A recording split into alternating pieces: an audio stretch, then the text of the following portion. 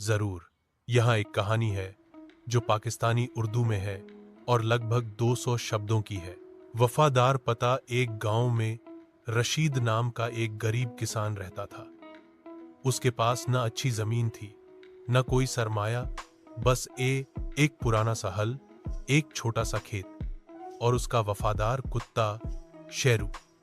रशीद रोज सुबह सूरज निकलने से पहले खेत में चला जाता, बैलों की जगह खुद हल खींचता और शेरू उसके साथ दौड़ता, भौंकता और हौसला बढ़ाता। एक दिन रशीद खेत में बीज बो रहा था कि आसमान पर काले बादल छा गए। तेज हवा चलने लगी और बारिश शुरू हो गई। रशीद ने बीज बचाने की कोशिश की, लेकिन फिसल कर एक खाई में गिर गया। वह जख्मी हो गया और मदद के लिए पुकारा, मगर आसपास कोई न था। शेरू फौरन गांव की तरफ दौड़ा। वह गलियों में भौंकता रहा, यहां तक कि चंद देहाती उसके पीछे पीछे खेत तक पहुंचे। उन्होंने रशीद को निकाला और घर ले गए। रशीद की जान बच गई। उसने शेर को गले लगाया और आंखों में आंसू लिए कहा, मेरा सबसे बड़ा सरमाया तो तू है, मेरे वफादार साथी।